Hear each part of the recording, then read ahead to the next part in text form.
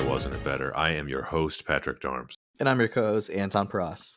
And we have a return guest, veteran of the podcast, Paul Kind. Welcome back. Thank you very much, guys, and a pleasure to be here. Welcome back, Paul. How are you doing today? I'm kind of good, okay. I mean, Okay. we finally got some very nice weather in the UK, so, very, very happy man now.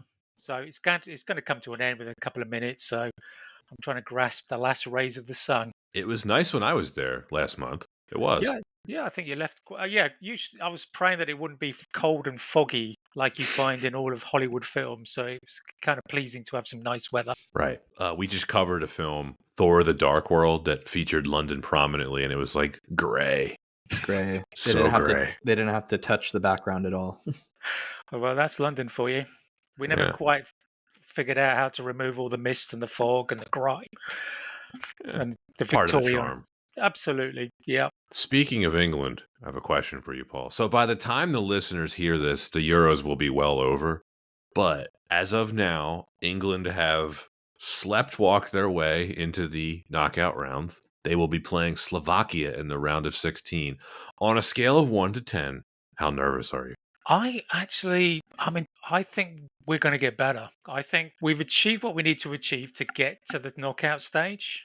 Haven't done it particularly well, but history shows that most teams that win it don't particularly play well in the group stages. So now we can't get any worse, put it that way. And I think he's found some of the key players that he needs to get us through. Geez, we've got the talent for it. You can't say we haven't got some of the best players in the world in that team. It's just getting them to play together. You'd think with the Premier League player of the season, the La Liga player of the season, and the Bundesliga top scorer, you'd think you could put some more goals together. But we'll see. Indeed. I mean, at the end of the day, we're still in it. So we just need to win by one goal every time. Doesn't really matter. Just get us to the final. And at least once in my lifetime, the men's England team actually wins something. In my lifetime. Although I was maybe like 10 months old when I think England won the World Cup in '66. You're counting that? So I'm not really counting that one. I don't have many memories of it. Put it that way. So yeah. Yeah. Gentlemen, let's be fair. Now, the powerhouse here, of course, is Georgia. Right. Yep. The state. They miraculously made it into the Euros. Yeah, I'm not sure the constitutional ramifications of that. Is Georgia even really technically in Europe? It's like you look at the map and you're like, that's Asia. It's a grey area, right? I mean, look at where we've done some of the European finals. I've been Baku and places like that. I mean, you're talking seriously, that's Asia. Yeah. Although, UEFA encompasses what you would call Eurasia, I suppose. And I guess Israel's part of UEFA too. Yeah. So. Yeah, Eurasia is central, right before it becomes Central Asia. Yeah. I mean, it's let's face it, it's Asia. Yeah. But have you ever heard of the Eurovision Song Contest that we have every year? Oh, sure. Yeah. Yeah. Okay. Yeah. Australia's in that. Oh, why not? Yeah, exactly. So if they can be in, hey, European competitions. Well, nation. That's how we have ABBA. Right, but they're actually from Europe. Yeah. Right. But I'm just saying, like, fun fact, they debuted on Eurovision. So yeah, I have to say, I've seen it. Can't get into it. It's pretty weird. But it has huge political ramifications. Apparently, yes. Yeah. Oh, yeah. Yeah. But it's also a way for the broadcasters to showcase their technology. That was the reason for having the competition in the first place. It was the European Broadcasting Union trying to demonstrate their ability to transmit via satellite, etc. And they came up with a competition, and they thought a music competition would do it. Do you watch it? No. No interest whatsoever. No, I don't. Well, we're here today to discuss a very interesting film, a very unique film, AI, artificial intelligence. We're not talking about ChatGPT. We're not talking about the rise of the machines. We are talking about a film directed by Steven Spielberg that came out all the way back in 2001. A film that was conceived by none other than Stanley Kubrick. And for this reason, which we are going to get into, this is the absolute definition of what I call a unicorn. One of a kind, something that will probably never happen again, if ever. And I'm excited to talk about it with you guys. And Paul, you weren't originally supposed to be on this episode, but we couldn't get you for A Passage to India. That's right. Yeah, but I'm really pleased you chose me for this particular film because it was one of those films that I remember watching it when it first Mhm. came out. And when I saw the trailer, it definitely was not going to be a Spielberg action flick. He'd just done, I think, Saving Private Ryan a couple of years previously. So, but then I thought, well, Spielberg always seems to shoehorn in some sort of action, some excitement. But when I went to see it, I was just so disappointed. I thought it was really slow. There wasn't much excitement. It was nothing like what I thought it was going to be. Then I never watched it again. And so here was a great opportunity to sort of review that film. And had I really completely underrated this film? A lot of people had sort of gone back to it and said, actually, I was mistaken. I was really critical of it, but actually watching it a second time, I really enjoyed it. I really understood it. And I thought, oh, maybe I have missed something. So I really enjoy the fact that you invited me to review it all over again. I think it ended up working out because Anton and I had a great time discussing A Passage to India. Mhm. We would have loved to have you on for that, but this film is far juicier, I feel like, just in terms of the production and the background of this. There is so much here to unpack. Let's get into this. So, set in a futuristic post climate change world, a robotic boy, the first program to love, David, is adopted as a test case by a Cybertronics employee and his wife. Though he gradually becomes their child, a series of unexpected circumstances makes this life impossible for David. Without final acceptance by humans or machines, David embarks on a journey to discover where he truly belongs, uncovering a world in which the line between robot and machine is both vast and profoundly thin. Released on June 29th, 2001 by Amblin Entertainment, Stanley Kubrick Productions, and DreamWorks Pictures, distributed by Warner Brothers Pictures. Directed by Steven Spielberg. Screenplay by Steven Spielberg, based on a story by Ian Watson, based on the short story Super Toys Last All Summer Long by Brian Aldiss. Starring Haley Joel Osment, Jude Law, Francis O'Connor, Sam Robard, Jake Thomas, William Hurt, and Brendan Gleeson. At a budget of $90 million, so $157 million adjusted for inflation, with a box office of $235 million, $412 million adjusted for inflation. We touched on it a little bit before the intro, but let's dive in again. Why was this movie chosen? This is one of the most interesting films that I think we've chosen for the podcast. Originally was going to be directed by Stanley Kubrick. It was a passion project of his, one that he had been trying to develop, or at least wanting to develop, for a long time. Film buffs will know that Kubrick took an unusually long time to develop his projects. This was no exception. He eventually decided that it was better suited for his friend Steven Spielberg. He passed the project off to him. He, of course, died in 1999, and Kubrick's estate asked Spielberg to pick up the project. This was the first film that he directed after Saving Private Ryan, like you mentioned, Paul. It's interesting for so many reasons, but it's the rare occurrence where Spielberg was making something that really wasn't his. And at the same time, it is his because Kubrick handpicked him to do it. I was trying to think of other films to compare this to it. I don't think there is any. This might be the unicorn of all unicorns. This is one of the most unique films that we're ever going to cover on this podcast. And my question for both of you, I would say Munich came out a couple years after this, but is this the last real creative risk that Steven Spielberg ever took? Because I cannot imagine him ever attempting something like this today. Especially with the actual end product that we received. Absolutely. This is night and day compared to everything that we've gotten since.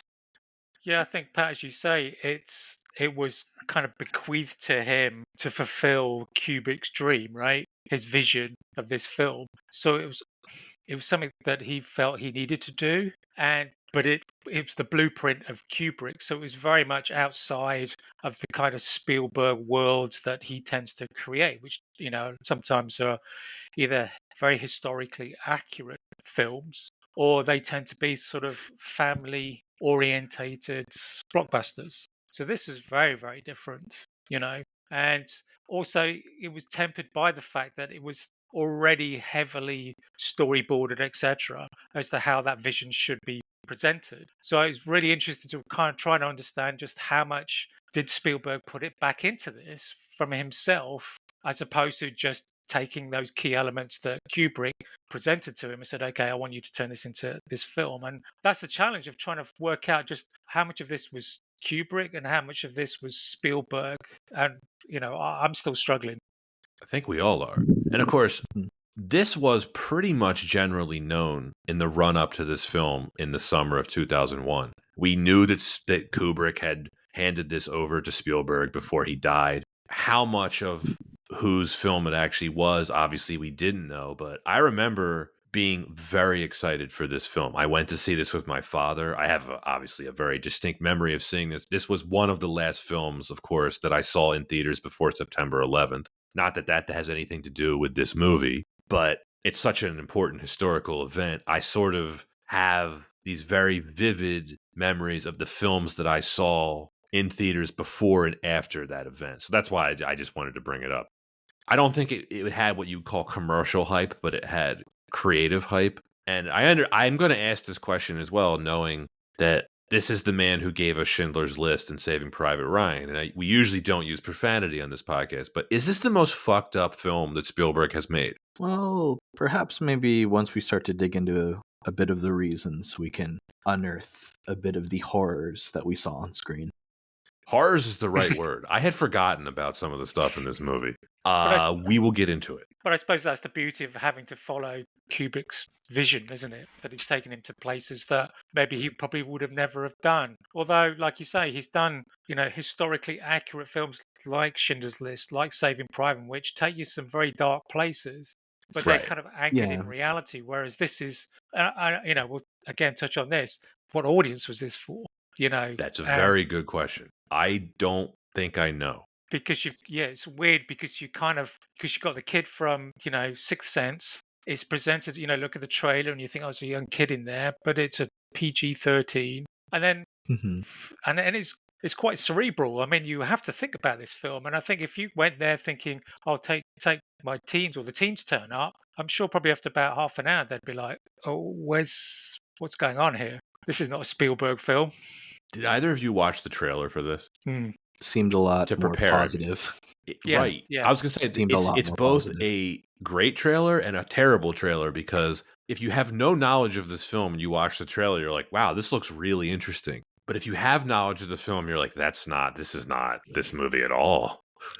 I mean, I think it's very Kubrick-esque in the sense that if you see the original trailer for the film The Shining, it seems like it's going to be a bit more beat-by-beat horror film, whereas the actual film itself is a bit more of a slow burn. Yeah, which I guess this film is too, right? It's a slow burn, a very slow burn. Paul, like you, when I saw this in theaters, I did not enjoy it at all.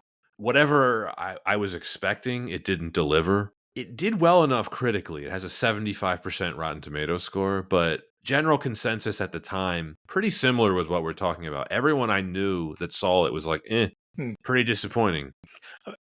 Anton, I'm curious, when did you first see the film?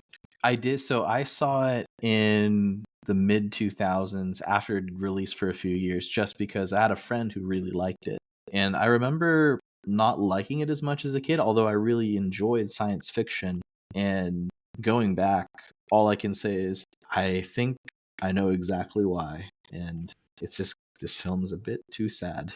But I mean, what I'm sort of wanted to point out is like we've all seen that film once till now. It's not a film. Even if it was on TV, I'm not even sure whether I would have watched it or recorded it to watch it at a later time. I don't think this was on TV a lot, not in the US at least. This is, I mean, let's not bury the lead here. This is a profoundly unrewatchable movie. This is not a pleasant movie to rewatch. But Anton, like you and I both watched a lot of stuff on cable at the time. I don't recall this being on cable at all. I don't, and I don't know if it was just for lack of maybe seeking it out.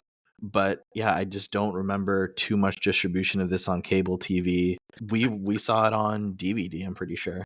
I can understand it if you're a cable company and you could pick any Spielberg movie to pick up and put on rotation, this is going to be low on the list because this is not a crowd pleaser. It's No. a downer. Because one of the things I was thinking about, I'd love to get your feedback, is when you look at like someone like Spielberg and all his films that he's created, and you look at other directors who've got a similar sort of back catalogue, there are these films that you just forget about. You don't instantly you sort of say, "Oh, Spielberg films." You go E.T., Close Encounters, Schindler's List. Would you ever say AI? I mean, like No. Coppola. Would you ever say Rumblefish or Scorsese After Hours? I mean, I know they're very different No. types of films, but when you see their body of work and they talk about them in such high esteem, they do have these films where you just don't remember they ever even made them. And I wonder why that is. Is that just because we saw it once and it was just instantly forgettable? Well, I think that's part of it. I also think part of it may be look at what Spielberg did that bookended this. You have Saving Private Ryan, which was an instant classic and is one of the best movies ever made. I don't think that's a hot take. And then the year after this, he does two very commercial films, Catch Me If You Can and Minority Report. Now, I love both of those films, but I just think it gets caught in this weird phase where it's between two highly successful, highly regarded, well, three in this case, but it's between these two periods of time for him that are very successful and very well remembered. And this film is well remembered. And the thing that you brought up, Anton, is over the years, this has acquired its fans. There are some that will tell you that this is a masterpiece and it's one of Spielberg's best works. Yeah, it's interesting to note too, not just if you look at that time period and say there were great films by Spielberg, before and after this film, but just a lot of great films in general. We've talked about it before. The 2000s had a lot of quality films come out. Even in just that year, of course, Lord of the Rings. My favorite, of course, Shrek.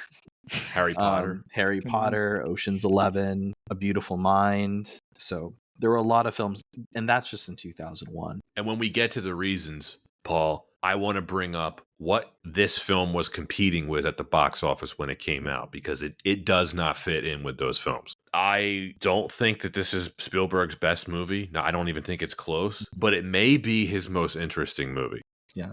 And let's do the production history then. This is based on the 1969 short story Super Toys Last All Summer Long by Brian Aldiss. Now, Stanley Kubrick acquired the rights to Aldiss's story in the early 1970s, and Kubrick hired a series of writers until the mid-1990s, including Brian Aldiss himself, Bob Shaw, Ian Watson, and Sarah Maitland. The film was stuck in development hell for years, partly because Kubrick felt that computer-generated imagery was not advanced enough to create the David character, whom he believed no child actor could convincingly portray. So he fired Brian Aldiss in 1989, and Kubrick handed Watson The Adventures of Pinocchio for inspiration, calling AI a picturesque robot version of Pinocchio, and Watson completed his treatment in 1991.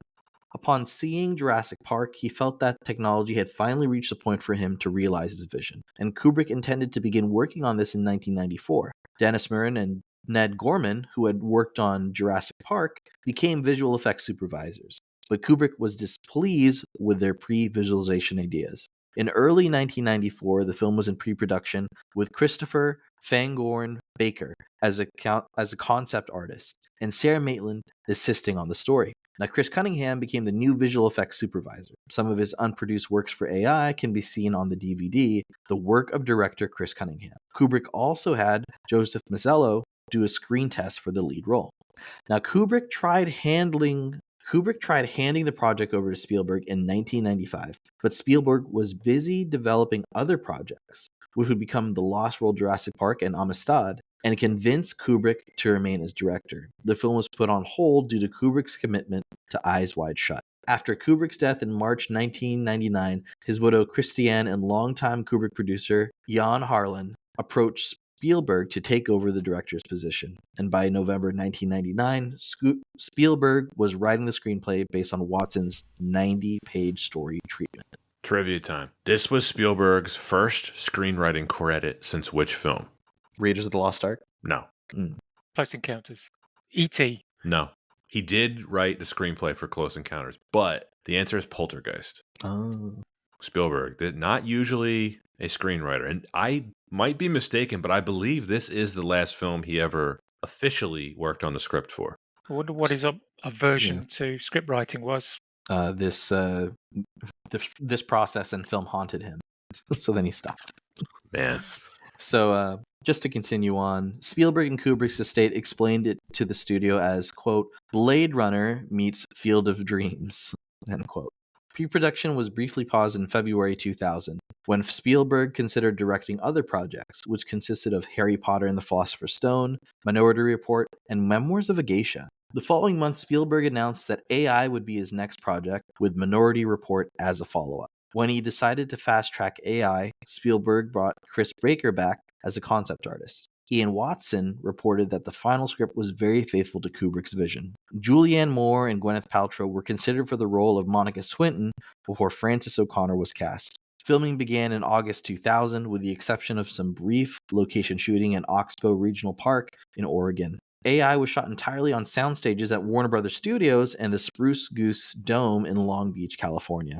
Spielberg copied Kubrick's obsessively secretive approach to filmmaking by refusing to give the complete script to cast and crew, banning press from the set, and making actors sign confidentiality agreements. Stan Winston Studio and Vanille designed a subtle robot makeup for Osmond, shaving the peach fuzz from his face and body to create a doll-like sheen and implanting an oral device to give him a too-perfect gum line. Osmond further sold the illusion through his performance, adhering to a number of robot acting rules, such as not blinking during his takes. Warner Brothers used an alternative reality game titled The Beast to promote the film. Over 40 websites were created by Atomic Pictures in New York City, kept online at cloudmakers.org, including the website for Cybertronics Corp.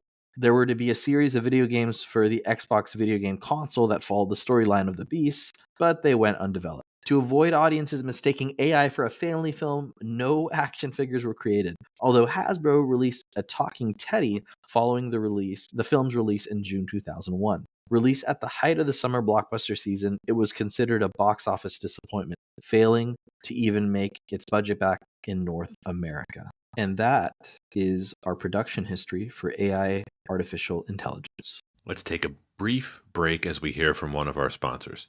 Today's podcast is brought to you by Sprizzy. Looking to skyrocket your YouTube channel's growth? Meet Sprizzy, your video's ultimate matchmaker. Their tailored ad campaigns connect your content with viewers who are already looking for videos like yours. With Sprizzy, you're not just getting views, you're gaining subscribers who are genuinely interested in what you create. Are you ready to boost your reach? Visit Sprizzy.com today and let's launch your channel to new heights. Sprizzy, the smarter way to promote your YouTube channel. All right, well, you heard the production history. Now it's time to talk about why wasn't it better. Number one, this is a bit philosophical, but I do think this film is misunderstood. We were already touching on this beforehand, right? As far as Spielberg movies go, this was completely out of left field for him.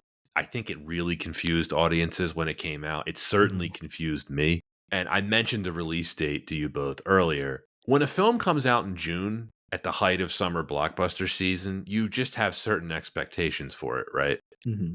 A lot of people, myself included, I expected some kind of blockbuster. Now, the trailer made it clear it wasn't a blockbuster. This film is obviously not a blockbuster, but seeing this now on the rewatch, I am just amazed they didn't release this for award season towards the end of the year. It just does not make sense to me why they released it in the summer. I couldn't really find any information on why it was released in the summer, but I don't know. What are your thoughts? I think that's a very fair statement. I feel like when it comes to setting up films for award season, there should be a lot of planning ahead of time by the production studio or by the production team to understand, is it going to be in the running or is it going to be in the public mind? So if it wasn't intended to really go up against like big box office giants in that same way, I think like maybe there was a bit of mishandling with the release time. Yeah, I think that also by, like you say, by putting it into that kind of holiday season,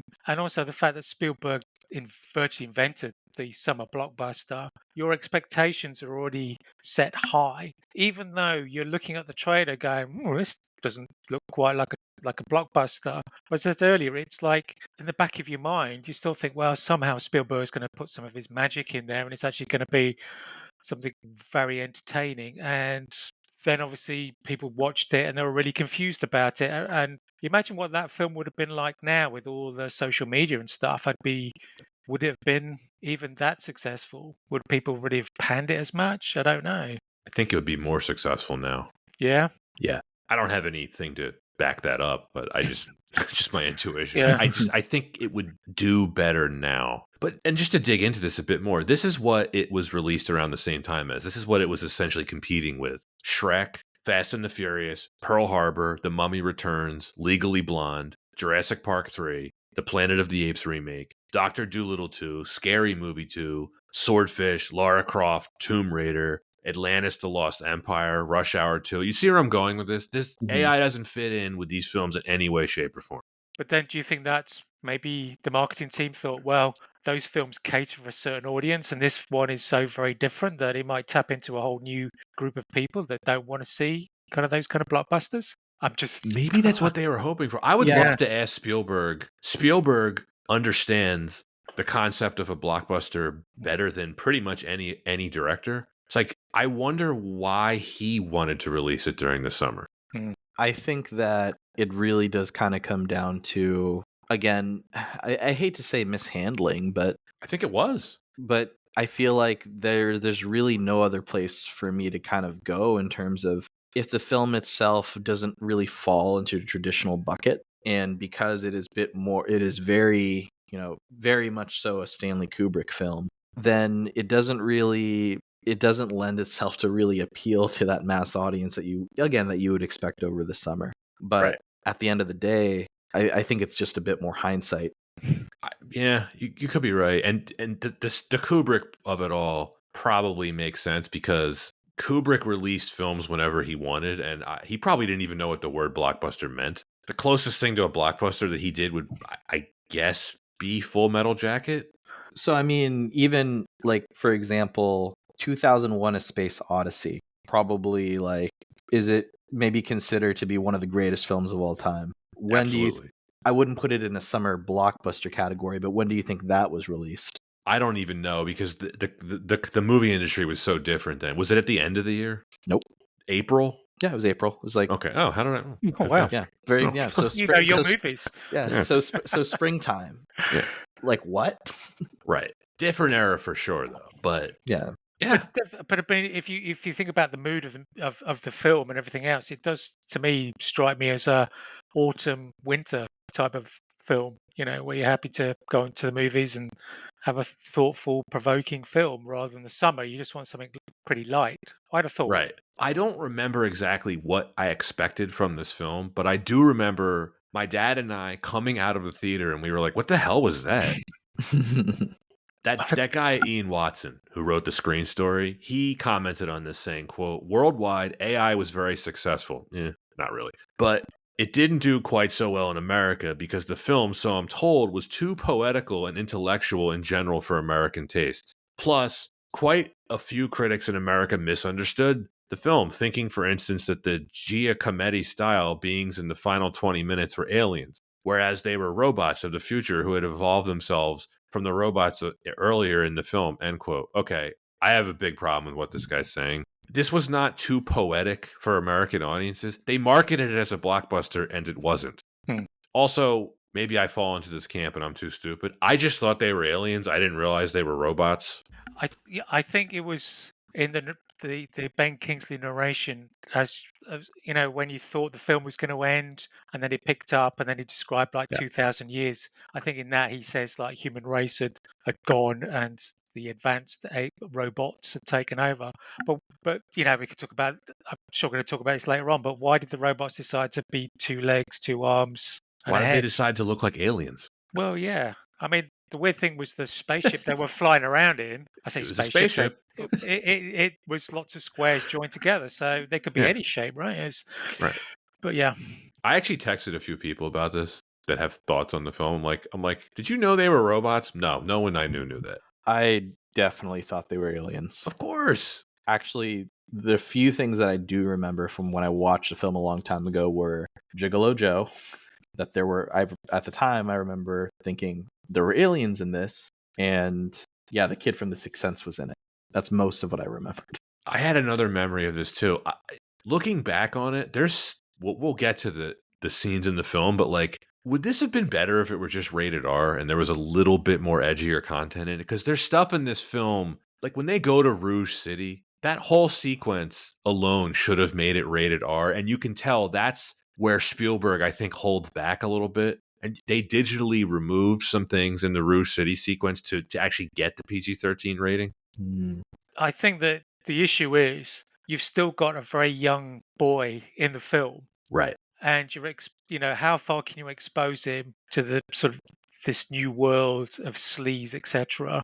And again, it goes back to it's not a historically accurate film. It's someone's Right. vision, right? So would audiences be comfortable to seeing that sort of stuff? I mean, it was pretty grim seeing him smash his own self, Yeah. things like that. Yeah. So, which was pretty Bleak. dark. Took a bit of a So, turn, didn't it? yeah, to be fair, the dad was right. He can learn how to hate. Oh, I want to bring that comment up later. Yeah. Yeah, there's just stuff in here. It's downright depressing. One of the things, if I you want wanted to fast forward through some stuff in here. Yeah, it's depressing, but I feel like that's sometimes what's the most compelling about films like this. I know we had a Yes. conversation before, Pat, about a depressing film does not necessarily mean it's like a fantastic film, or that only depressing, like sad films can be good films. But I do think that films that evoke authentic emotion are great films. And this film definitely had you feeling emotions for, well, artificial intelligence and robots. It did. Paul, you were going to say something before I cut you off. only just to say that I think probably what you were alluding, Pat, is like maybe he should have just gone all in and gone super bleak rather than this kind of hybrid sort of world where you had the cute kid and the family dynamic, and then the sort of the robots, and you felt a lot of sympathy for them, but there was a bleak world, and then all of a sudden it just now we're going to fast forward 2,000 years. It's maybe the only Spielberg film I've ever watched where I kept forgetting it was a Spielberg film as I was watching it. You're like, man, this is so atypical for him. Like the Flesh Fair sequence, you're like, this is a Spielberg movie. It's a nightmare. But then again, the scenes, the family scenes, the way they were shot was so Spielberg. And I don't think Kubrick would have got the emotions as out of Osmond at all. I mean, if you look at, The Shining, the young lad in that was a very different sort of pace, a reaction, emotion from the child. Whereas this one, he had to ride a real roller coaster of being this learning robot that was looking for love and everything else. And to portray that at such a young age is just absolutely staggering. His performance is incredible. And I think Spielberg was probably the only director who would ever get a performance like that out of him, to be honest.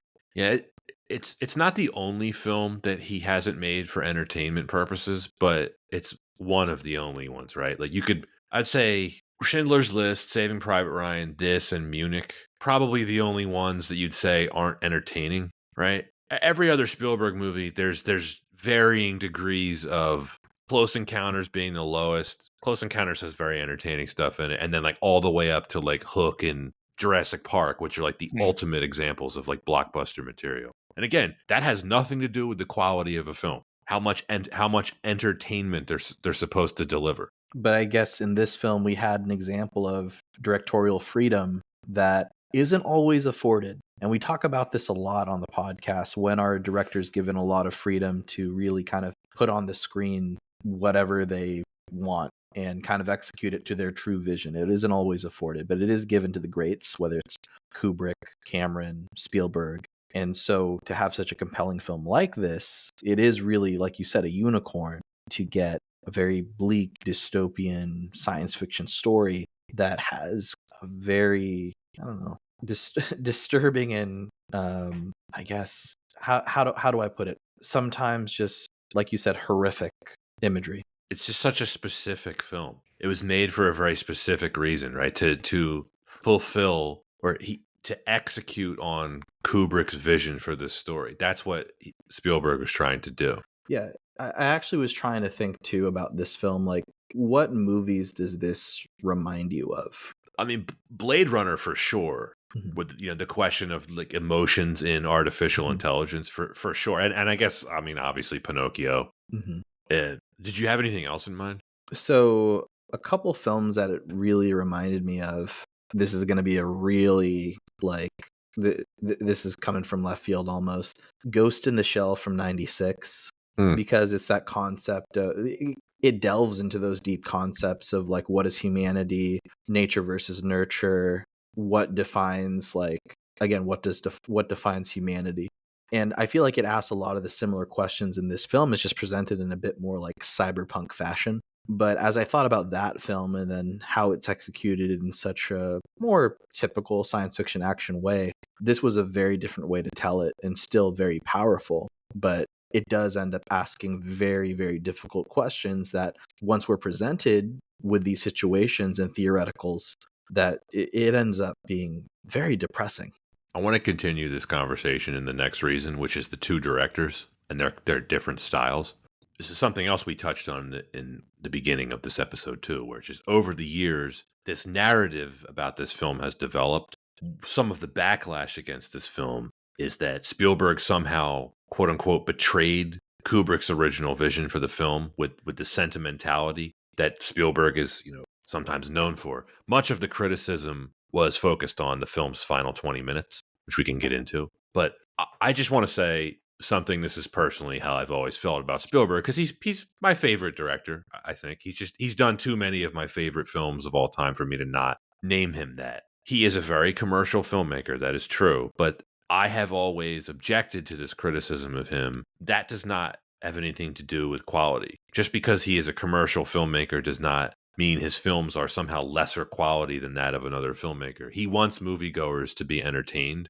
That is primarily why I watch movies. I want to be entertained. And a movie is not more legitimate if it makes you feel like shit by the end of it. I have always thought that is an absurd opinion. So I completely reject this criticism of Spielberg that just because he wants you to be entertained, his films are somehow of a lesser value than others. Yeah, I feel like it's a very extreme take to just say a film must be XYZ to be good. And I like to think that folks that listen to this podcast probably know better than that. So that's good. You'd think. Yeah, you'd think. But then again, we have people that listen and like ants. So That's true. Yeah, it's true. The other part, too, Kubrick wanted this to be a Spielberg film. And the truth of the matter is, nobody has any idea how Kubrick would have made this if he had chosen to make it himself. To suggest otherwise is nonsense. It's tripe. Could the argument be made also that, Spielberg was limited by the fact that he was trying to remain faithful as much as he could to the Kubrick vision? And so the length of the films, the pacing, etc., might have jarred him somewhat, but he felt that this is how that vision would end up to the audience, whereas him as a director taking that would have treated it slightly differently. So it might have been a bit more entertaining, as you put it. I think that's very fair, because we know from the background that Kubrick had very detailed pre-visualization and script elements that he wanted Spielberg to make. And to your point, Paul, Spielberg did everything he could to honor that as faithfully as possible. And there was that clip on YouTube I saw where he was rebutting that last 20 minutes or 15 minutes at the end, saying Yes. that it was his add-on. And he was going, quite clearly this was Kubrick's vision and I was just interpreting it, and he was definitely in the script, etc. And you could see that he was quite clearly knocked about it. I'm glad you bring that up. It's one of the few times that Spielberg actually seemed annoyed. Anton, did you see this? Did you watch this interview? Because I have the quote from it here, but if you watch it, he actually seems genuinely annoyed that people keep bringing this up. It's interesting. Please elaborate. So he has addressed this criticism like directly a couple different times. The film's final 20 minutes, that's always the big sticking point, right? There's a contingent of critics online who seem to believe that the maudlin parts, particularly in that final 20 minutes, are Spielberg, and that the colder, harsher parts are Kubrick's. In fact, the opposite of that is true. That's not an opinion, it's a fact. Whether people want to admit it or not, the story and the sappy ending, if you do think it's sappy, that is faithful to Kubrick's vision. That is what Kubrick wanted. Now, of course, that has nothing to do with whether or not you like the film, but to suggest otherwise is ignoring the truth. That is the ending that Kubrick wanted for the film. It's a very Kubrick ending, and I don't think it's sappy. I mean, it's emotional, but it's still very bleak and kind of comes full circle. I mean, just to describe it for our listeners who maybe haven't seen the film yet, right? You start at the beginning of the film where humans turn to the creation of robots to fill an emotional need, ends with the film with robots creating humans to fill an emotional need. And in both cases, it's not a full solution, but it provides a short-term happiness. And knowing that, it's still like it's sweet, but it's very sad. I didn't find it sappy either. Like you, Anton, I thought it was bleak. I was like, wait a minute, Teddy's alone now? Yeah. Oh my gosh, poor Teddy. Now, I will say this. I don't know how well the final 20 minutes fits in with the rest of the movie, but it's interesting to discuss. I think the key for me, and I'm really interested in your view on it, was the way the film ended at Coney Island had the hallmarks of the end of the film. It had him and Teddy in that subcopter or whatever you want to call it. The narration's going over it, and this is where he slept, and blah blah blah. And then basically the lights go out, and on and on and on. and then you think, all right, I'm not sure I really understood it, but okay. And then all of a sudden you've got another 20 minutes, and it suddenly fast forwards 2,000 years. And I personally felt slightly conned from it because it led you to believe. Now, whether that was his intention, I don't know, but I did feel that you making me think this is the end. And now all of a sudden there's a whole new section that I've got to recalibrate what I've seen previously for this whole section, which is absolutely rammed full of information and background and all that. What's the word term? I'm trying to think of it. When people give you dialogue that's really telling you about things. Exposition. Thank you very much. So you get this situation where there's minutes upon minutes as exposition while you're still thinking, oh, hang on a minute, I thought this film was ending. So I wonder if that's why most people miss the reference to them being these super robots as opposed to aliens. I think you're right. I had to rewind it and listen to it again. And then it wasn't until the second rewatch where I realized Ben Kingsley, aka Mr. Robot Alien, is the narrator at the very beginning of the film when he's explaining how the seas rose and swallowed up these cities and robots got made, yada, yada, yada. We'll get to it a little bit later, but I actually have more problems with the quote unquote first ending than I do the second one. And Ian Watson confirmed all this, right? He confirmed what Spielberg said, that the final 20 minutes were not an addition by Spielberg, that it was faithful to Kubrick's vision. Here's the quote that Spielberg said about this. I'll read it directly. He said this to film critic Joe Layden in 2002, quote, "People tend to think they know Stanley Kubrick and they think they know me when most of them don't know either of us. And what's really funny about that is all the parts of AI that people assumed were Stanley's were mine. And all the parts of AI that people accused me of sweetening and softening were all Stanley's. The teddy bear was Stanley's. The whole last 20 minutes of the movie was completely Stanley's. The whole first 35, 40 minutes of the film, all the stuff in the house, was word for word from Stanley's screenplay. This was Stanley's vision."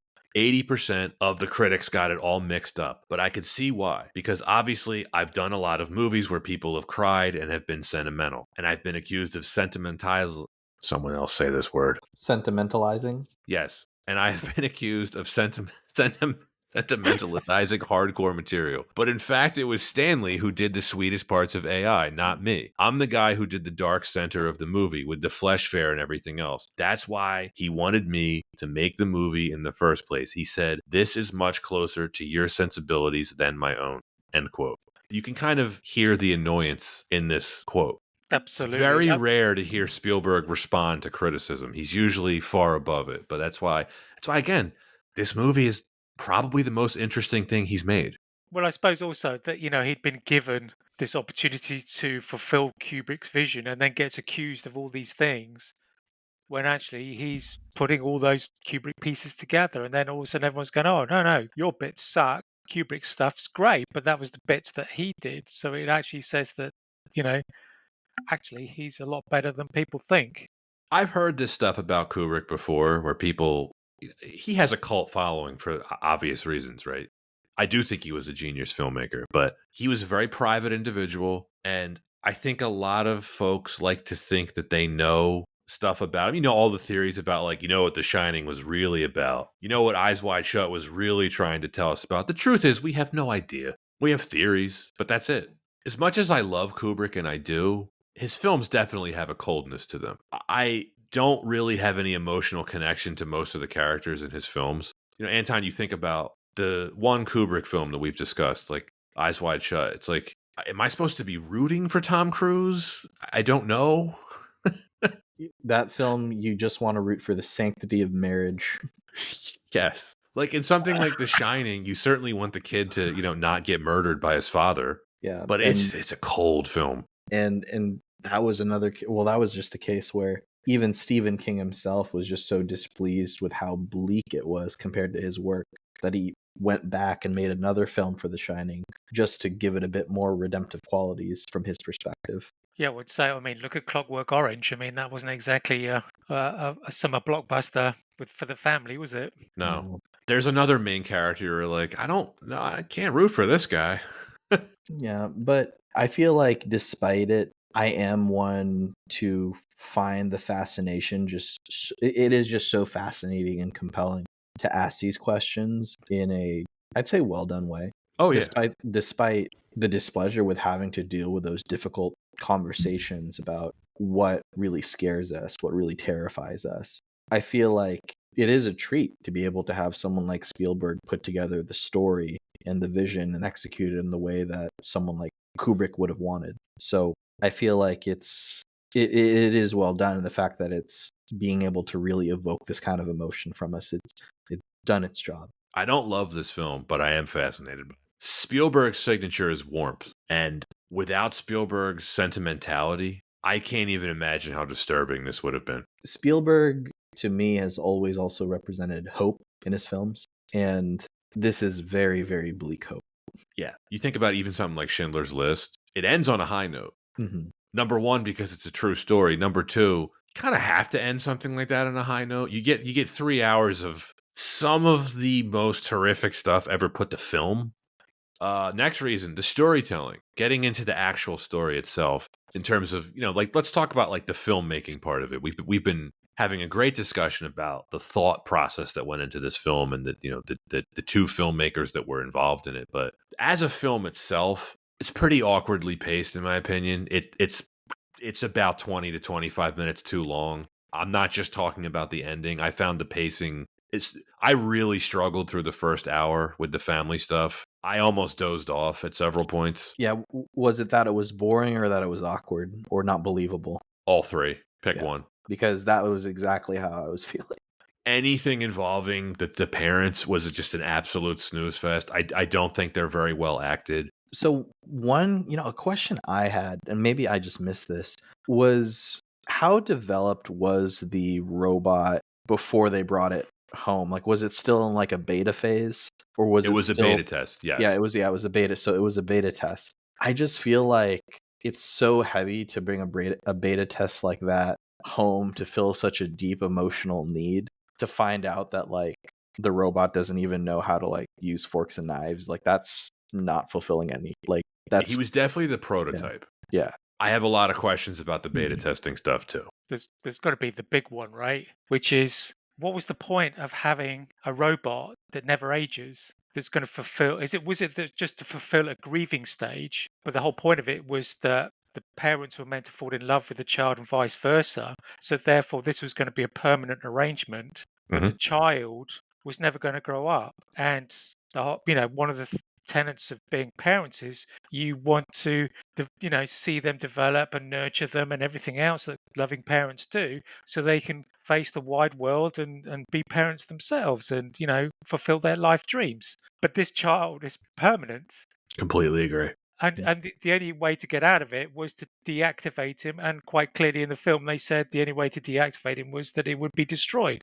So it almost be like, okay, it's this is a temporary fix for an emotional situation that the parents have got for their child that they think that they've lost.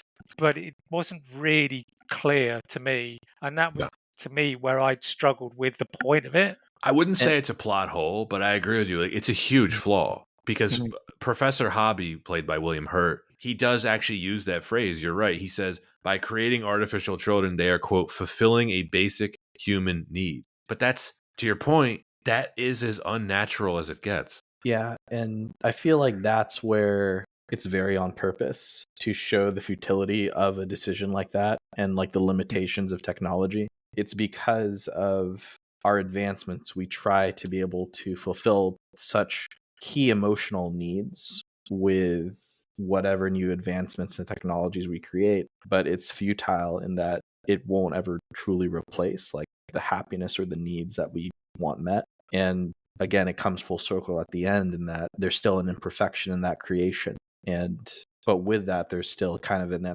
attachment to the importance of trying.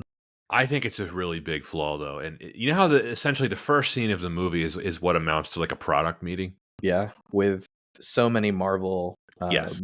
yeah, so many Marvel characters that, of course, we already mentioned William Hurt, Doctor or General Thunderbolt Ross. Did you notice the other one, Pat? Clark Gregg. Yes, exactly. Now, did you get the third? Is it the Ken Leong? Yes. Yes. Who What's his was the name?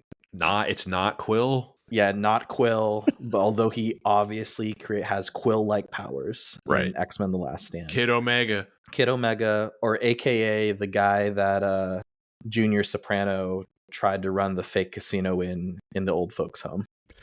Yeah. But I'm bringing up the product meeting because you know how like there's people that are questioning why he's doing this? Why you just think that would have come up in the product meeting. Like, "Oh, Professor Hobby, why would any parent want a kid that never ages?" Hmm. It just He's goes like, unanswered. yeah, that doesn't matter. Watch me put my finger in this robot's mouth. Great CGI, by the way. Hmm. I'd say flawless CGI for 2001. Yeah, pretty incredible. Could have came out today.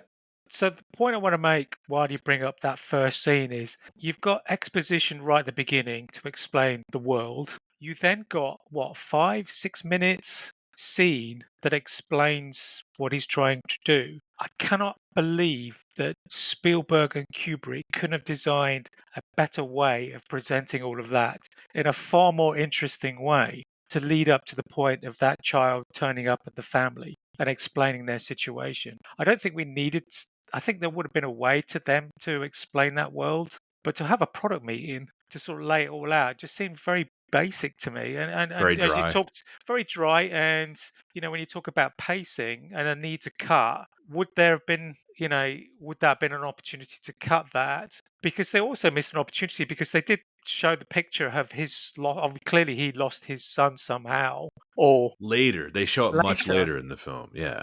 So there was, why sort of show that in literally 5 seconds, but spend 6 minutes talking about robot love?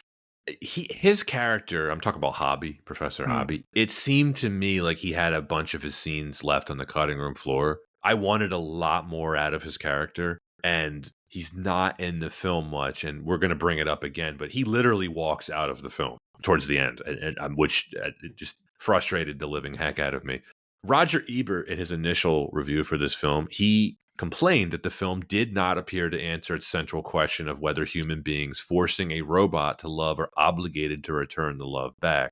I think it's a fair criticism. However, Anton, you were getting into this just a minute ago. I don't think there's an answer to that question. I don't know how you'd answer it. Mm-hmm.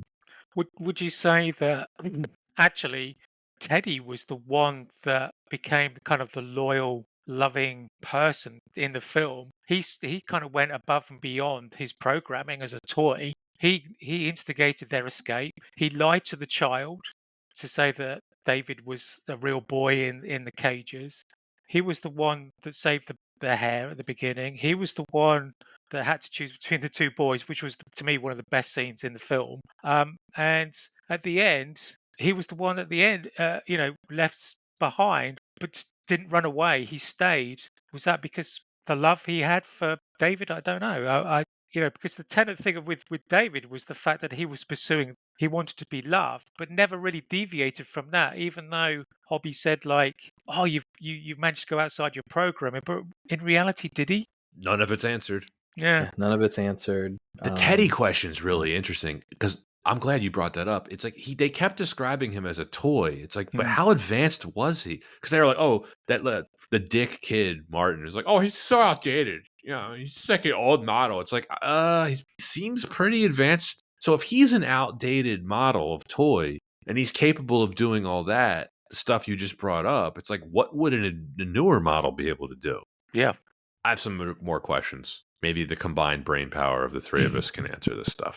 Gigolo Joe tells David that many mecha have gone to the end of the world, and he's talking about Manhattan. It's like, does that mean they've all gone to Cybertronics? That's never answered. That is never answered. Cybertronics, obviously, they say that they wanted David to return to them, right? They wanted him to return enough that they intervene with Dr. No, not really explained why. And then when David meets Professor Hobby, which I think most interesting scene in the film after he smashes the duplicate, right? He tells him he's looking for the blue fairy. And Hobby tells him, oh, yeah, I first heard of your blue fairy from Monica, his mother.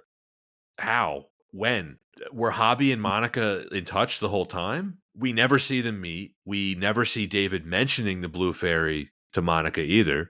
How? How would he have heard of the blue fairy from Monica? It doesn't make it's that's a plot hole. It doesn't make sense. Yeah, it sort of implies some sort of communication, right? An Yeah. ongoing review session. Like, was she in on the conspiracy to return him? She abandons him in the woods outside of Cybertronics. If you notice, they were really near the campus where she abandons him because she didn't want him to be destroyed. So she abandons him in the woods. It's like, but Hobby seems to indicate that he was in touch with Monica the whole time.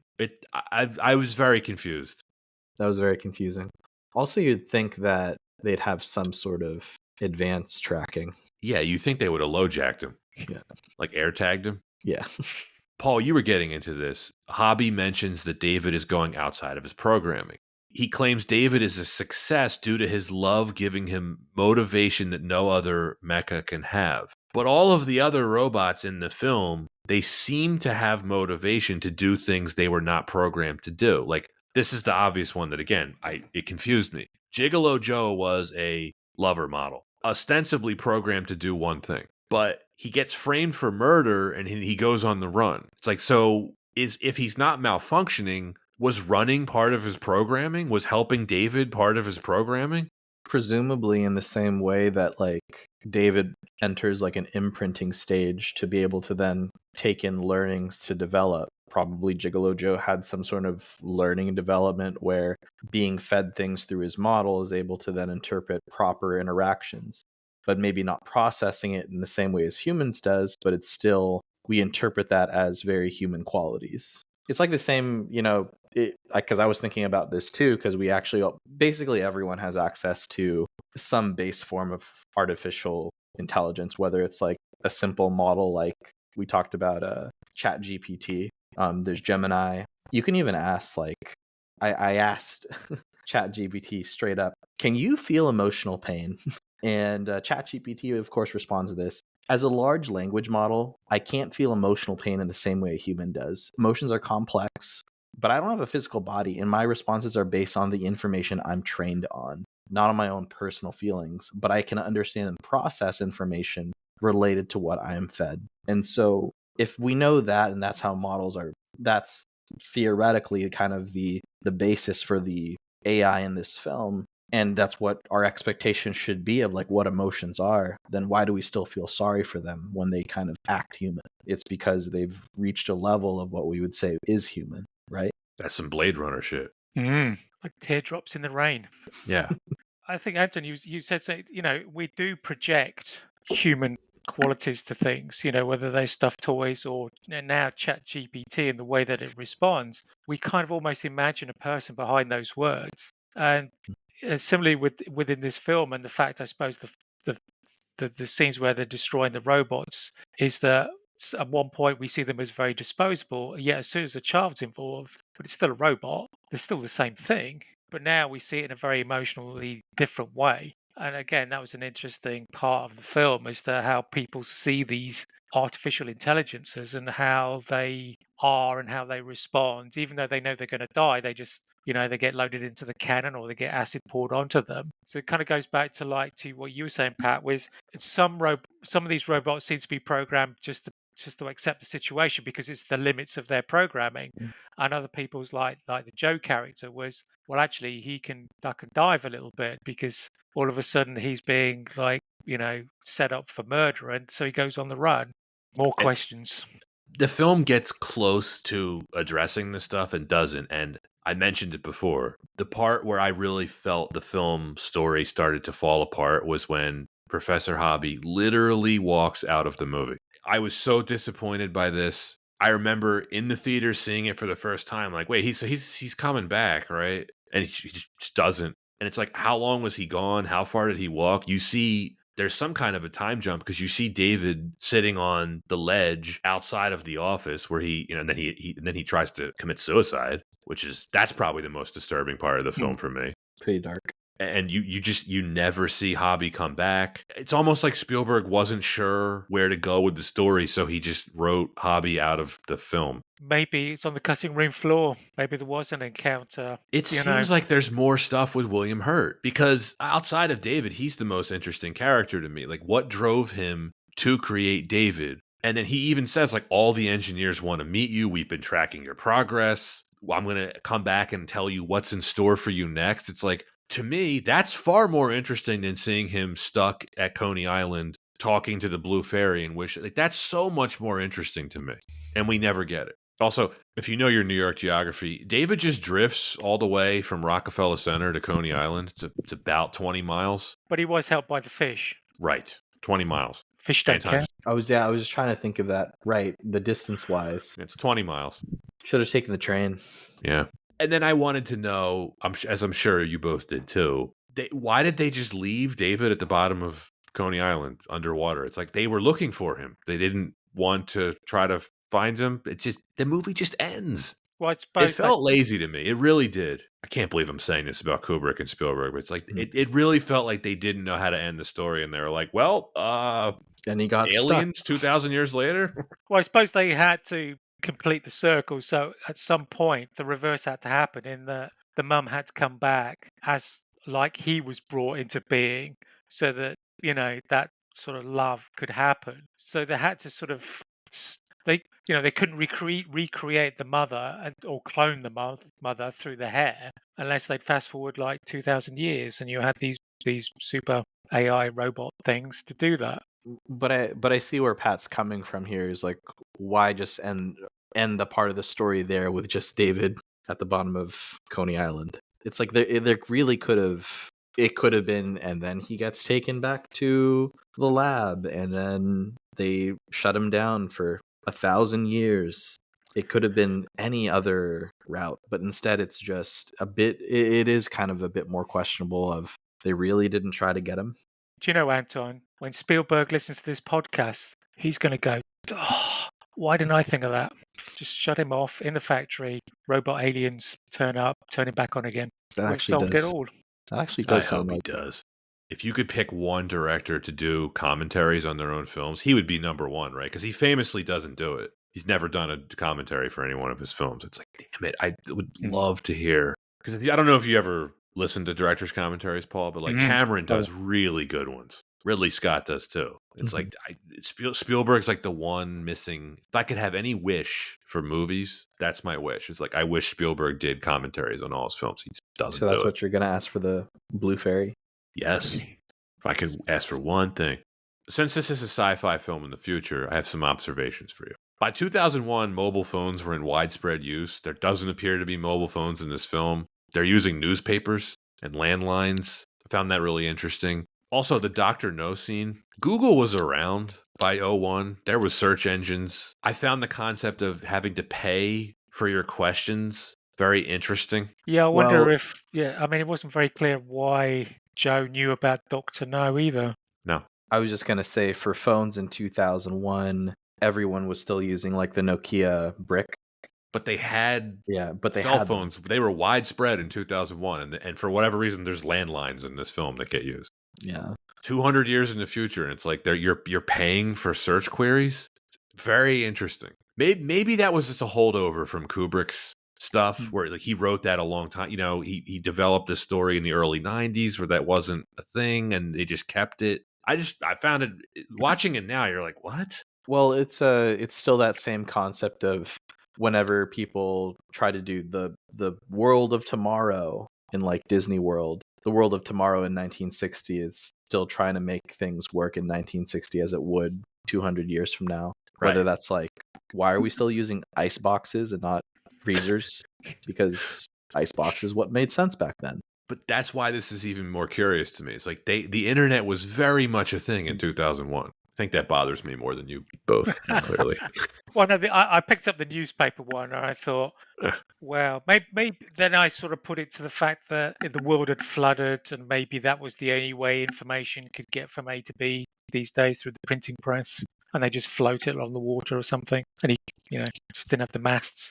Production of this film. The cinematography drove me crazy. I find Janusz Kaminski's work very inconsistent. Sometimes it works for me, sometimes it doesn't. But this entire film has that bleachy blue, floodlit, oversaturated look. I can't stand it. Every light is overexposed. It's like everything is glowing. I think it dates the film. A lot of Spielberg films from this era have that look, and I don't care for it. I think it's a flaw in this. I mean, the good thing about it is it does help hide some of the CGI, helps it blend in because you haven't necessarily got the sharp detail that really picks out, when, your mind just goes, that is not real. I mean, it was in heavy use in like Minority Report, wasn't it? It was Yeah. the one that really stood out. I didn't Um, mind that cinematography style so much in Minority Report, mm, but I did here for whatever reason. It's all subjective. maybe because you weren't drawn by the story that you started just looking. Could be. But, Minority Report had a lot of action in it, and this doesn't. but did you guys notice just how physical the camera moves were? There was barely any static shots in that film. The camera was constant. The whole scene at the beginning, you really felt you were part of that audience. It was all done at eye level, absolutely brilliant. And then the scenes with the mum and the dad at the beginning, the camera's going in, it's going out, and then the focus on when she'd been told, that her son has awoken, and all you saw was her hand, and the camera zooms onto her hand rather than her face. Things like that. I thought, absolutely, I just love that kind of energy. Oh, Spielberg's blocking is second to none. Yeah. I just thought the way this film was lit, it was just bleachy. We've talked about it before. It's kind of we've started to see it, know what I mean, in more and more of Spielberg's films after a certain point. There's really two periods of how Spielberg shot films. It's pre-Kaminsky and post-Kaminsky, and I think there's a big difference. He did War of the Worlds, didn't he? Oh yeah, he's used Kaminsky on every single film since Schindler's List. He's never used another DP. Right, because they turned it up to 11 on that one. Everything's gray and blue. I really didn't like it at all. Yeah. I thought it was really distracting. This one I didn't mind because it was kind of like futuresque and all the god rays and things. I thought it was okay. The worst example of it, I think, is the fourth Indiana Jones film. It's just shot so much differently than the first three. But I don't know. I've hated on the cinematography enough here. Let's talk about what's good. The CGI held up exceptionally well, I thought. I was blown away by how well the CGI held up. It looks great. Yeah, it looks like it could have been made today. Yeah, it's very, very impressive. Especially, I love that opening scene where you see the woman's face reveal, that she's a robot, and the detail on that was incredible.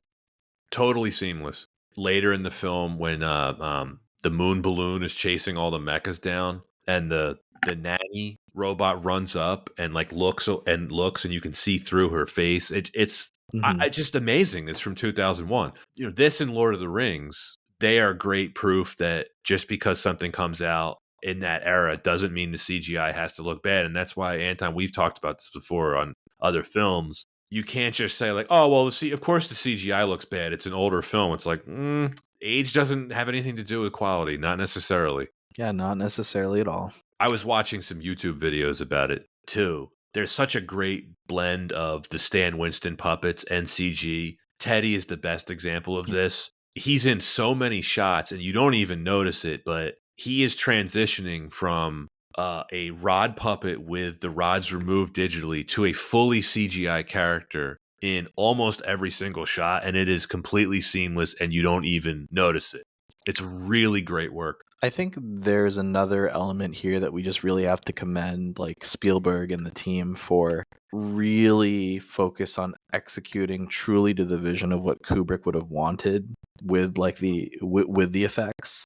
Because remember, Kubrick didn't want to do this film unless he was sure the technology could do it. So it really is like that is just such a strong, sense of awareness of, are we even at the time where we can even use technology to make it look this good? And so, yeah, doing that I feel like is exceptional. It's a really good point. The John Williams score, mesmerizing. He has so many great scores that I guess you could say this is underrated. A lot of Yeah, electronic absolutely. elements, which is pretty unusual for him. It just but the music was just phenomenal throughout. All right, Other than well, the song at the end, kind of cheesy. well, we're starting to talk about more and more things that we enjoyed. Maybe this kind of is a good segue into the next reason, reason number 4. What do we think about the characters and the acting in the film? The lead performance is, I think, perfect. Haley Joel Osment, one of the greatest performances from a child actor I've ever seen in a film. He impressed me at the time. Rewatching it now, I'd say we were just talking about John Williams in the score. This is an underrated film performance because he gets the most attention for his Oscar-nominated performance in The Sixth Sense. I think Mhm. this is the best work that he's ever done, and he should have been nominated for an Academy Award for this. Yeah, I'd say it's a range of emotions, and to get that out of such a young child was absolutely incredible. And the way he was able to sort of make this believable that he was artificial, he Yes. wasn't human, and there was like almost like uncanny valley of like he's definitely a robot. Something about him is not quite right, but yet there was whole scenes where you just thought this is, especially when I think when he was like on his knees and the mum was sitting down and she was saying, he was saying, "Oh, you will love me and you will not die," or something, or "When will you die?" Yeah, I hope you'll never die. Yeah, just absolutely blown my socks off on those scenes. Incredible. Yeah, because it has to capture the same authentic sincerity of a child, but also the same uncanny valley of of a robot. And I feel like towed that line perfectly. Amazing. Amazing. He had to be slightly creepy, but never be scary. Mm. You know, like if he had handled it the wrong way, it would have been watching like Damien in The Omen.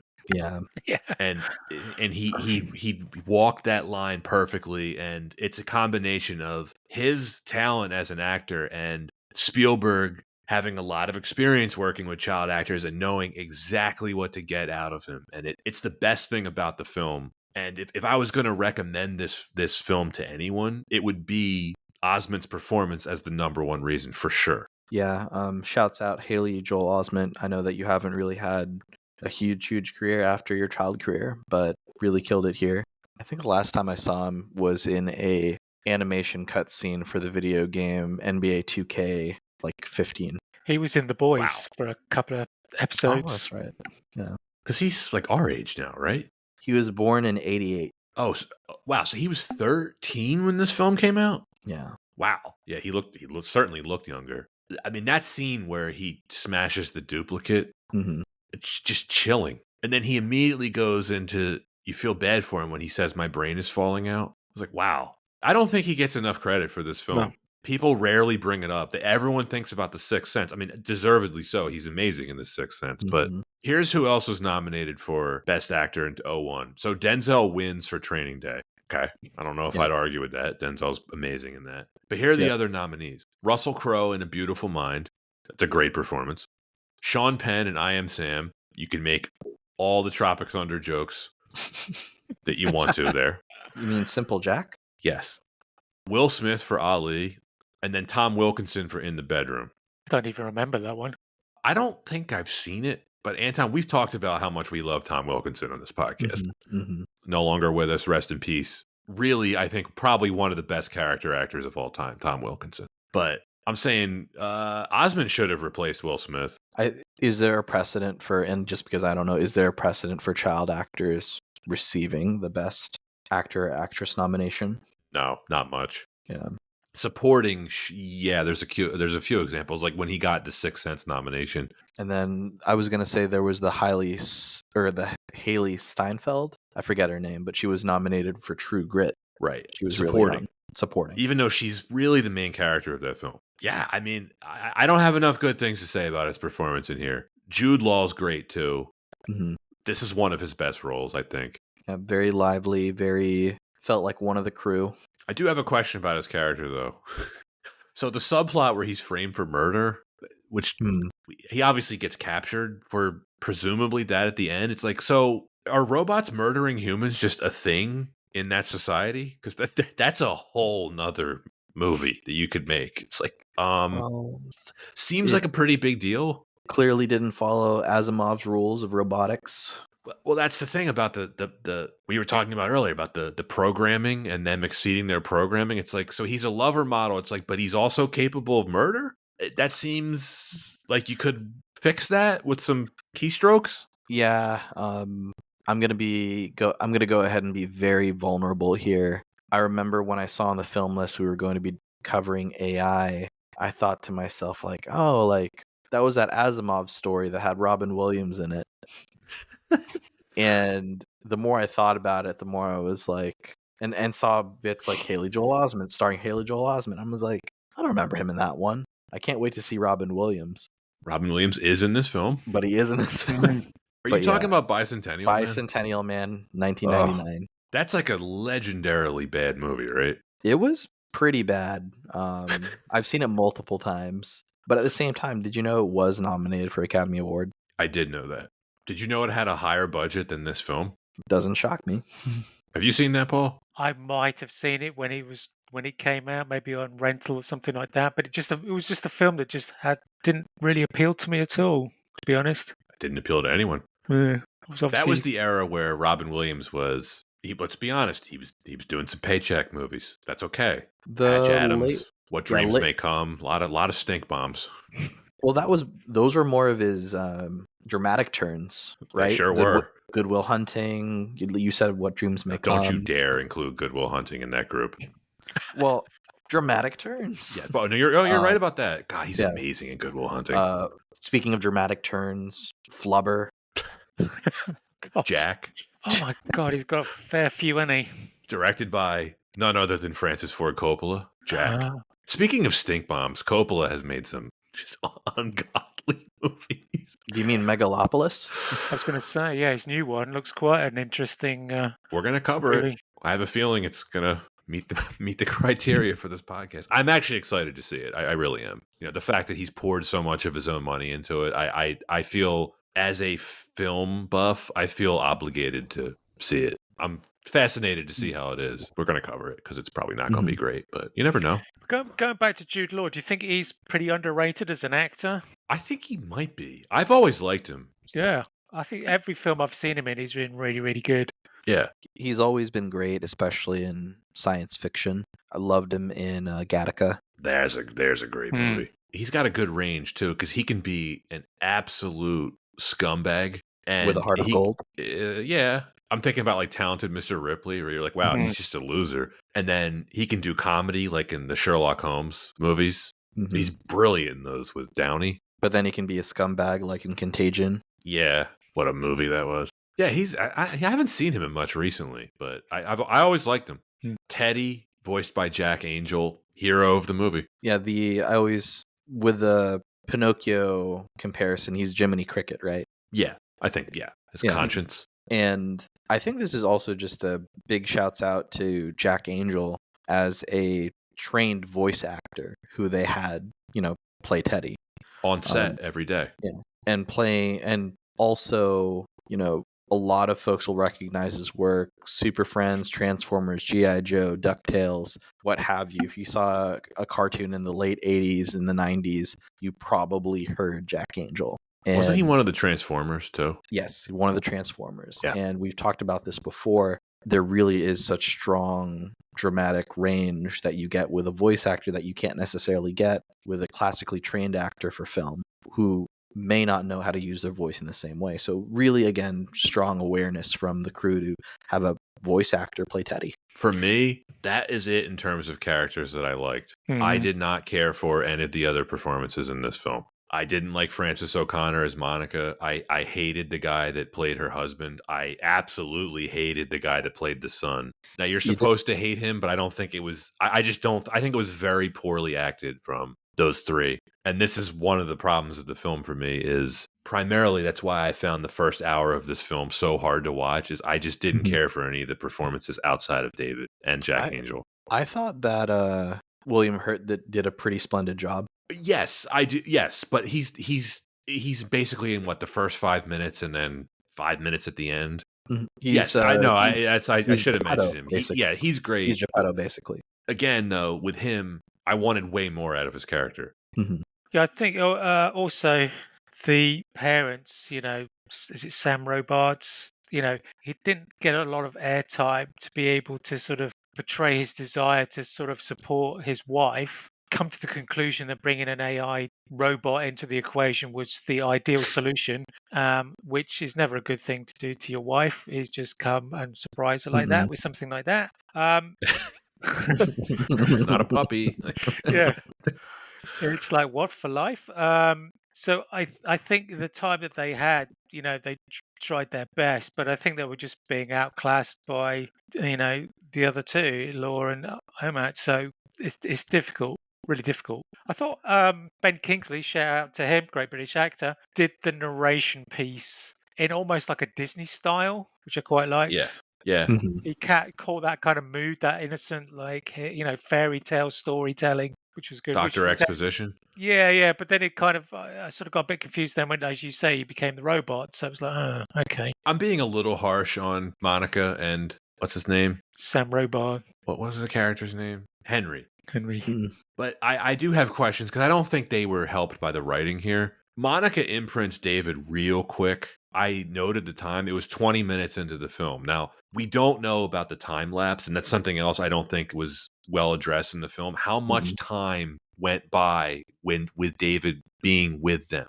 How long was David with them before she decided to do the imprint on him that like apparent, made his love for her permanent? Did she run it Yeah. by her husband first? Does she Long. understand the implications of it? Because when he first brings David home, he explains to her how serious it is, but you can tell she's like half paying attention because she's so upset. This film needed a scene between her and Henry where they're either discussing it or they're arguing about it, some kind of dilemma between those two characters. I just felt like it was a gap because I don't know how the imprinting works. He calls her mommy, but he keeps calling Henry by his name. Well, wasn't the instructions clear about them both being there and they both have to say those words together? And It because I might have assumed been. that was the reason why she just went ahead, did it, and therefore that created the tension because the child now just loved the mother and now he was kind of sidelined. And that's why he sort of resented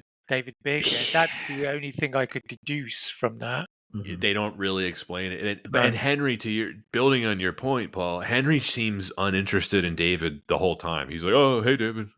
It's a gap. Yeah, it did feel like a gap. I kind of felt like of the parts of the film, this portion to me was very boring because you knew it was just to show the emotional bond that would show why David would want to go back and, be with his mother again. But it also felt very one-dimensional in that aspect. It just this family atmosphere, the mean kid. He sucked. Yeah.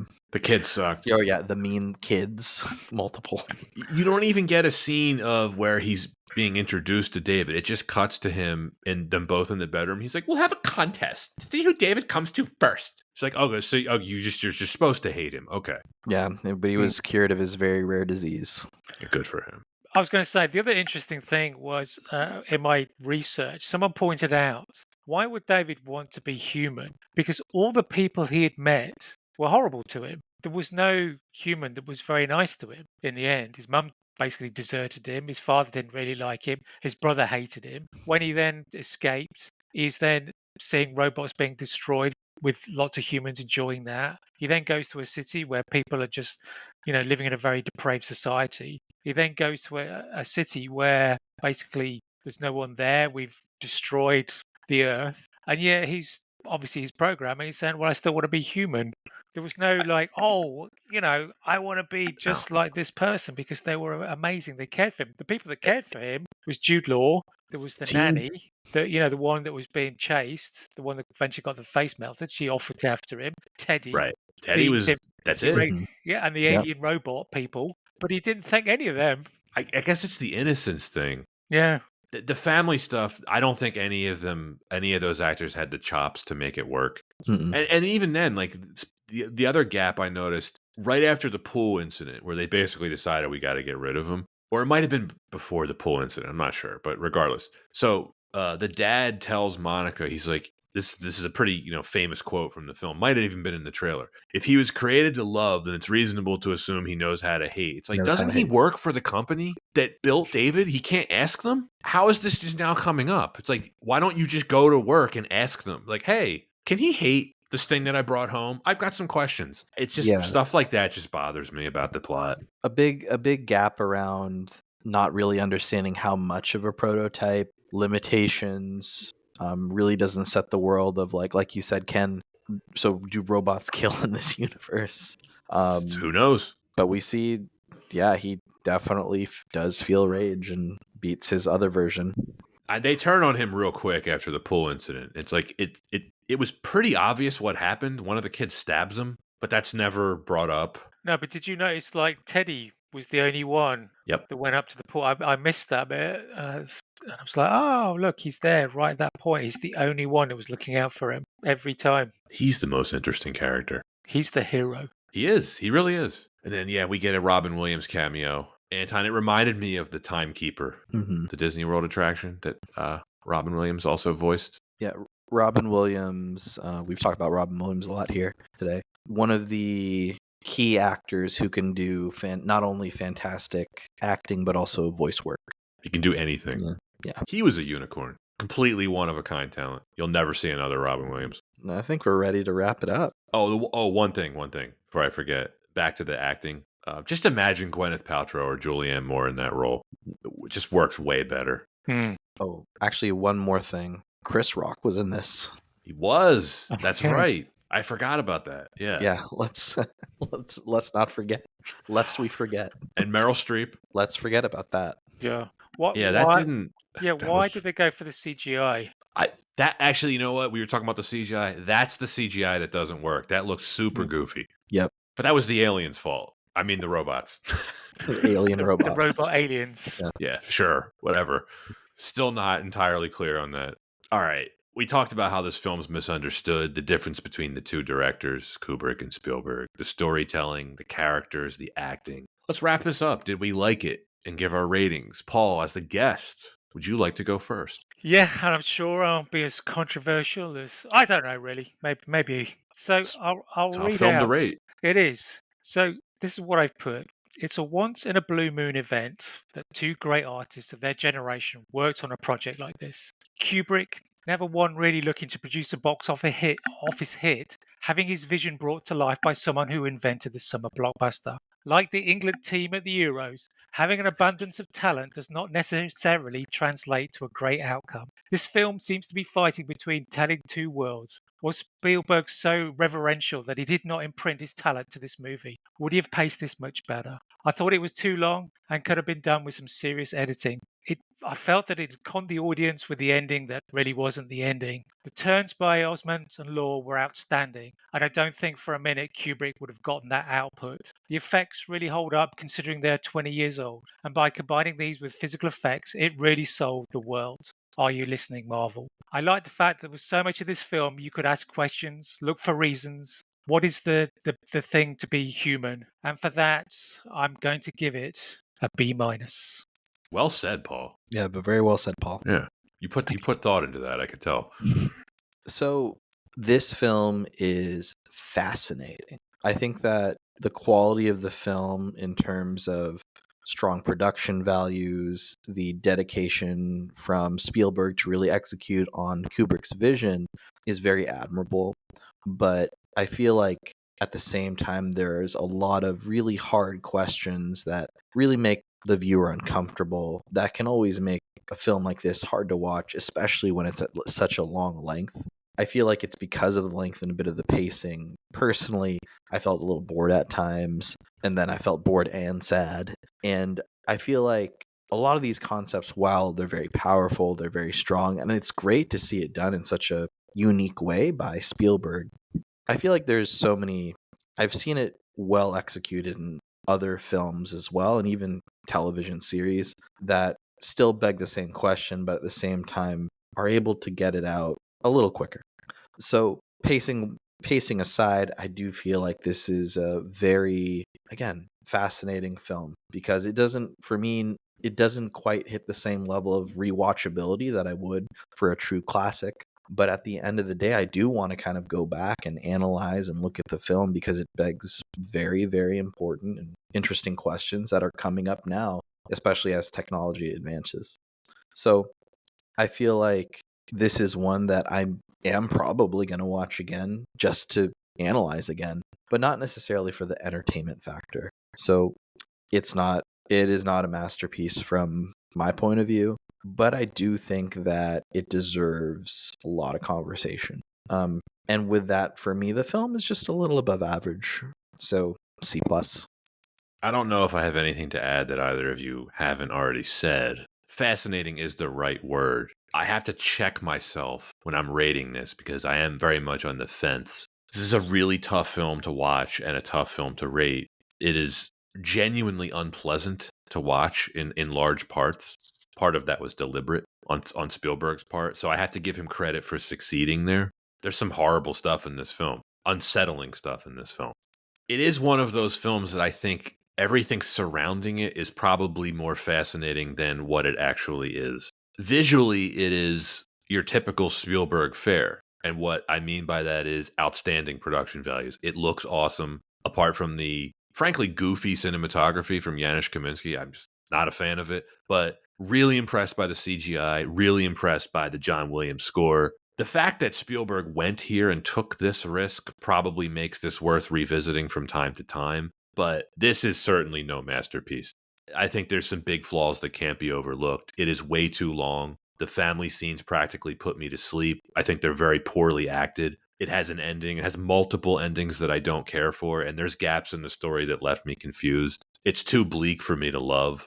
It is anchored by an incredible lead performance from Haley Joel Osment. It's worth watching just for that alone. And it certainly made me think. It certainly made me ask questions, even though it also left some gaps in the story that's not the kinds of questions you want to ask. It's one of the most emotionally challenging things that Spielberg has ever done, but it definitely more interesting than it is good. I initially was going to give it a C, but Anton, I do agree with you about the C plus. That's what I'm going to give it as well because it is better than average, but I can't quite put it into that B territory of being a good film. I define C plus as above average, pretty good with some flaws that cannot be overlooked, and I think that's the best way to rate this film. So we're all kind of around the same opinion of this, it seems. Yeah, like you said, I think it's an incredibly hard film to rate, really. If someone gave this an A, I wouldn't disagree with them. If someone gave this a D, I probably wouldn't disagree with them either. Yeah, I could see someone absolutely hating this. Yeah. But yeah, I could understand why there's dozens of people that like it. Well, it's been a pleasure. Paul, as always, thank you for joining. This is probably the most interesting film I think we've talked about so far. Without doubt. Yeah, I mean, we've just talked and talked and talked, haven't we, about this one? But that's what I like about this film. It does make us question the film and pick new things out that you guys have raised as well, which I'll look at it in a different light. So, yeah, I've loved chatting about this movie. It's been great. Thank you for the opportunity. Of course. Of course, we love having you, Paul, and we can't wait till the next one. Yeah, maybe it might be Where Eagles Dare. That's on. I have that on the slate for season 6. Maybe something else too. Let's put a smile on my face. I think you're one of the few people that's actually seen Napoleon, so I might invite you to that one. Yeah, shoo. Yeah, I just need to. Do you want to watch that again? Let's do it before he brings out the director's cut. Ugh. I don't think I could add another hour to it. No. Well, that is it for AI, artificial intelligence. The film that listeners will be hearing next week is a return to the world of Disney animation. It is The Hunchback of Notre Dame. And that is it for this week's edition of Why Wasn't It Better? Take care, everyone. Thanks for listening to Why Wasn't It Better? If you've made it this far, it's safe to assume that you like what you hear. If you have not already done so, please hit that subscribe button and become a follower wherever you listen to your podcasts. We're on Twitter, Instagram, and TikTok. If you really like what you hear, you can contribute to our podcast monetarily and sign up for our Patreon. So whether you're commuting, chilling at home, or embarking on a nostalgia-fueled movie adventure, make Why Wasn't It Better your go-to podcast companion.